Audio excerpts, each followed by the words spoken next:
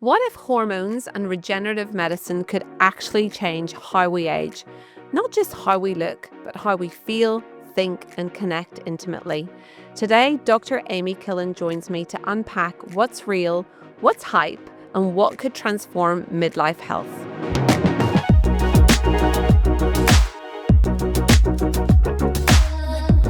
Welcome to All About You. I'm Dr. Shauna Watts, GP and women's health advocate. Every week, I bring you evidence-based conversations to empower you through midlife. Today, we're joined by Dr. Amy Killen, regenerative and anti-aging physician, international speaker, and expert in sexual longevity and hormone optimization. Together, we'll explore the role of hormones like estrogen and testosterone in midlife and vitality, regenerative therapies for skin, hair, and sexual health, what's proven and what's hype, and how to future-proof your sexual wellness and confidence for decades to come. Remember, this is general information only, not personal medical advice. Always consult your own healthcare provider for guidance. My guest today is Dr. Amy Killen. Amy began her career as an emergency medicine physician working in high-pressure ERs for nearly a decade before she experienced firsthand the limits of crisis care. Burnout and a passion for helping people thrive, not just survive, led her to retrain in longevity and regenerative medicine. She's now internationally recognized as a leader in sexual health and regenerative therapies, specializing in hormone optimization, aesthetics, platelet-rich plasma or PRP, stem cells, exosomes, and much more. Dr. Killen co-founded Humanoid Health, a longevity clinic franchise, and developed the full body stem cell makeover procedure. She also launched the Human Optimization Project, a personalized supplement platform. Beyond her clinic, she's a sought-after speaker at events like Mind Valley, RadFest, and the Integrative Healthcare Symposium, and her insights have been featured in Newsweek, The Times, and Yahoo Life. At her core, Amy's mission is to break down taboos around sex, hormones, and aging, helping women and men approach midlife with vitality, confidence, and pleasure. Let's get into it. Amy, welcome to the podcast. I am so delighted to finally have you on here. I'm a massive fan, so thank you so much for giving me some of your time. You started in emergency medicine and you pivoted to regenerative, aesthetics, sexual health. What drew you to pivot and move into that space? Initially, it was just trying to get healthier, get out of the ER and the stressful lifestyle that went with it. I had 3 kids under the age of 2 at the time, and my husband had moved out of state for a job, and I had to be at work at 4 a.m. And it was crazy. It was craziness, like just not sleeping, not eating well, exercising, and kind of got to a point where I realized that if I didn't make some changes, I was going to be a patient in the ER, in a few years with some sort of chronic medical problem that could have been prevented if I'd had the wherewithal and the time and the space to change some things. So I left emergency medicine in 2013 and started learning about all this other stuff, hormones and, prevention, and then eventually got into regenerative medicine, stem cells and all of that. And it's just been so much fun since then. Okay. And so let's dive in because I'd love to talk about estrogen and testosterone in the perspective of sexual health and vitality after 40. What is the role of those hormones in that? I mean, they're both so important. Both, when you look at this like sexual response, I call it the snowman, the sexual response snowman. It's like, desire, arousal, orgasm. All of those are important, and estrogen and testosterone and even progesterone are important for all of those stages.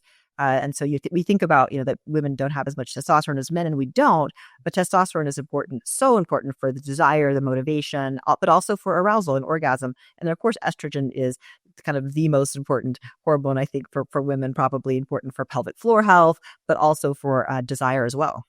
And there's still so much stigma around testosterone for women. Can you walk us through where the evidence is at this stage? Because definitely patients are still really confused, as are clinicians, I think. Yeah, I mean, it is confusing. I think the strongest evidence for testosterone in women is for, hypoactive sexual desire disorder. So HSDD, and, that's the desire problems, arousal problem, orgasmic problems, anything that has to do with sexual health. That's where the strongest evidence is for testosterone. There's been mixed studies on everything else, mood and weight changes and everything else with testosterone. But I think that we're starting to see, at least clinically in my patients, I definitely see improvements in things like mood and motivation and, just the muscle building and some of those kind of things on testosterone, but we don't have as much evidence for that in women yet. Do you find in practice that testosterone is a little bit slower to give you a result than something like estrogen? I find that it takes 2 or 3 months, oftentimes, before people start to see benefits or side effects. Side effects also take 2 or 3 months. Women may start to have a little bit of increased, body hair or even a couple extra chin hairs or things like that after 2 or 3 months. So yeah, it can take some time to settle in. But I think that's true even with progesterone and estrogen sometimes too. Yeah, absolutely. I've heard you describe estrogen as a fertile soil for regenerative therapies. Can you explain to the listeners what you mean by that metaphor? I mean, estrogen is, it's important for every part of your body. It brings blood flow to different parts of your body. It opens the blood vessels up and helps to actually bring blood there. It's helpful it keeps the tissues healthy themselves. So when we think about like regenerative therapies and things like that, which we'll talk about later, you want to have a healthy sort of soil body, before you start adding on any of these other things, supplements or peptides or stem cells. You want to sort of be healthy first. And estrogen and testosterone as well are part of that healthy, fertile soil.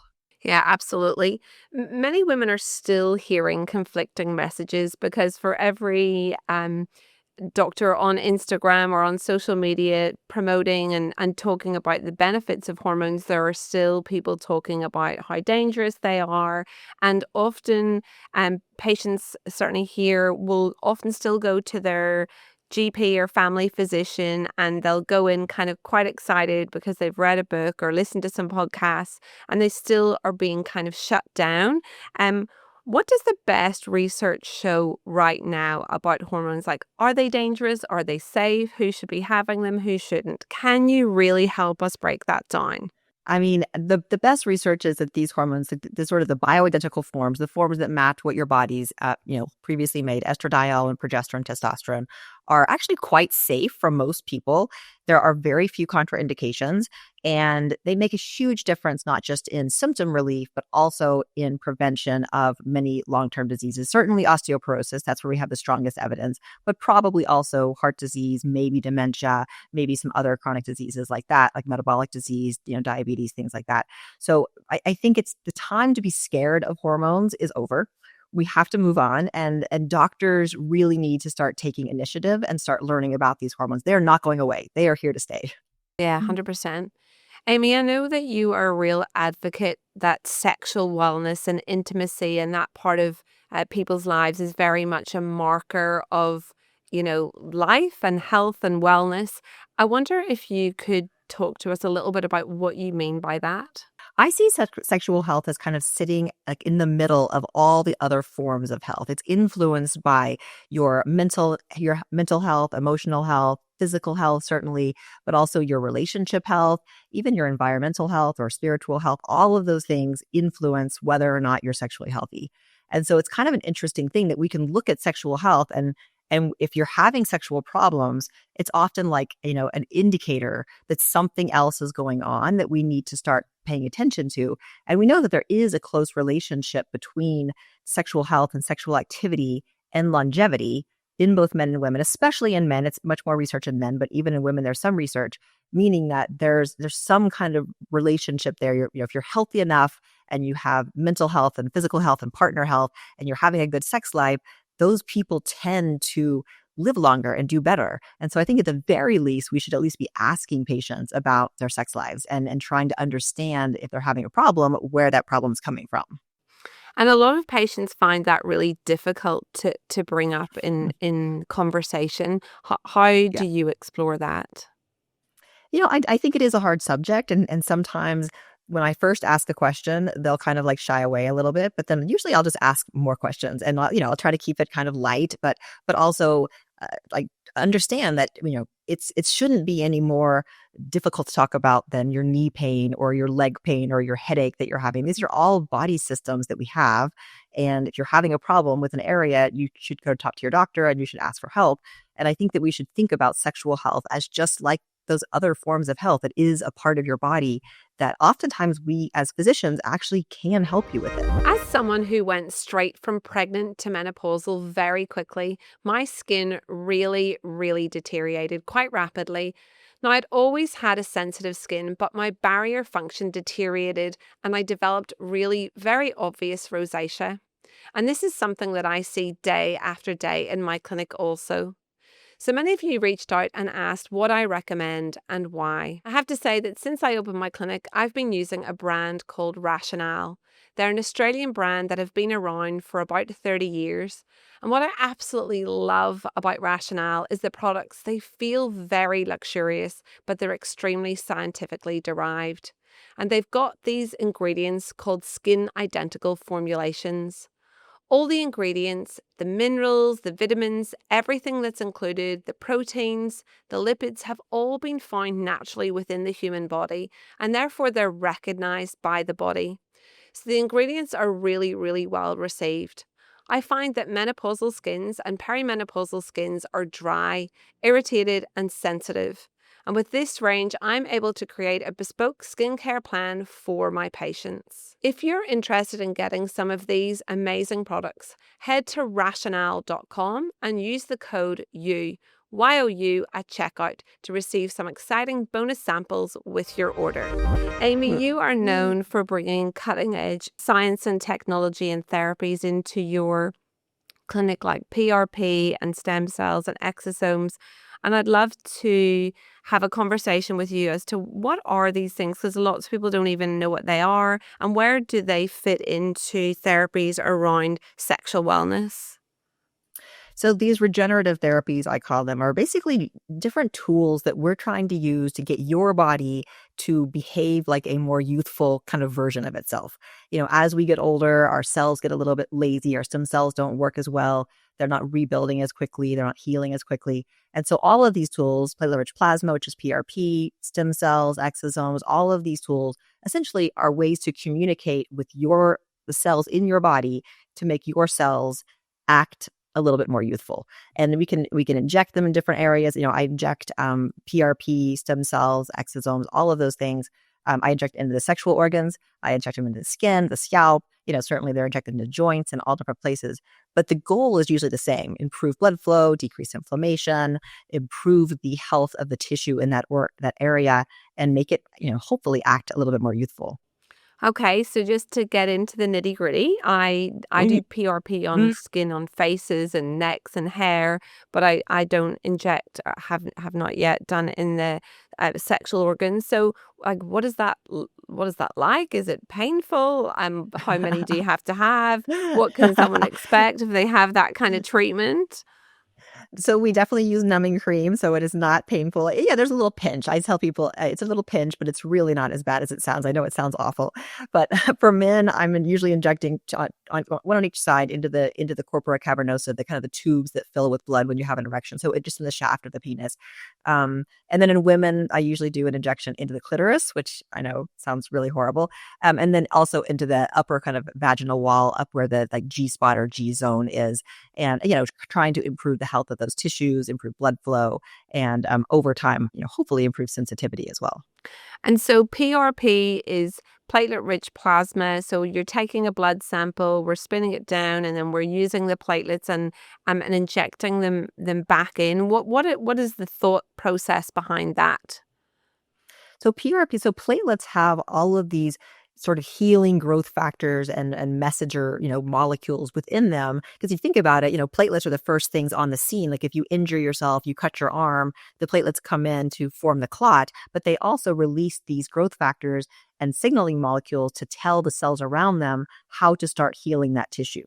So, 30, 40 years ago when PRP came on the scene for the first time, people realized that you could take the platelets, you could concentrate them, and then you could inject them into your knee to help you heal it faster, or you can inject it into your skin to help it, potentially improve skin health.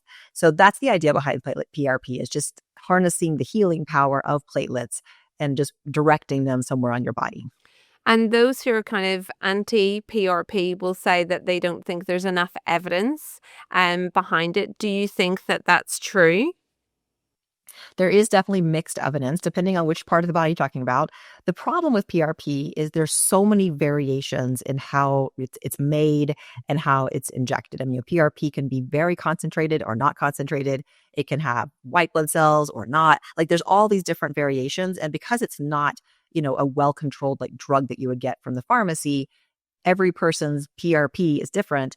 Also, every person is different. So certainly, I may have more platelets than you. So there's so many variables. I think that's a big part of the problem is we have a lot of research on PRP and we have some good studies, but they're not all the same studies.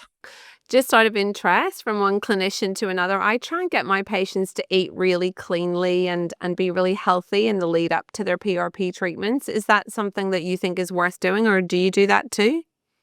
Yeah, absolutely. I think anything that you can do to be as healthy as you can when you're coming into any kind of regenerative procedure. And on the same kind of note, I also generally try not to treat people who are not very healthy right now. Like if I have someone who's a smoker and they're smoking, a lot of cigarettes, or they have uncontrolled diabetes and, they're not good wound healers, things like that. Like I don't find that these regenerative treatments work very well because they're just not in a good place to receive these growth factors. And a lot of women in middle age are struggling with their skin and hair. How much evidence is there to say that these type of therapies are helpful for, that thinning hair, global sort of thinning hair that women get, or changes in skin that they struggle with? There's a moderate amount of information, mostly about PRP. There's certainly some studies on stem cells, and a few are on exosomes. PRP has the most for hair. For hair, usually you're going to need at least 3 treatments, and usually about a month apart. And the evidence overall is you'll see somewhere between 20 and 30 new hairs per centimeter, over time. But it can take 3 or 6 months, and we do have more studies on men than women, but there are studies on women as well. For anyone listening, so there's so much excitement around regenerative medicine and longevity, and everyone's kind of, bouncing all sorts of ideas around at this point. But how do people separate what's evidence-based and what's overhyped marketing at this point? Any tips? It's so hard. I mean, it's hard for doctors even, I think, and I've been doing regenerative procedures for, almost 12 years. And I have a hard time even sometimes. These drug reps come to me and say, this product is a miracle, it's the best one out there and XYZ. And I think it's even hard for physicians to look at these different either products or kits or different things that we can use and even know like what's going to work. I think just, as patients, try to ask a lot of questions as best you can, read up ahead of time. But the most important thing is probably to find a physician that you trust, that you have heard good things about, or that you know personally, because it's really difficult to understand the actual product information if you're able to read it. Yeah, it's very complicated. So if a listener was sort of curious about these regenerative treatments, are there any red flags that you think they should watch out if they were looking at a clinic? What would you consider to be like a real red flag? Avoid. Anyone who's doing like a high pressure sales job on you, I say run away. Like if anyone promises you anything in terms of results, run away.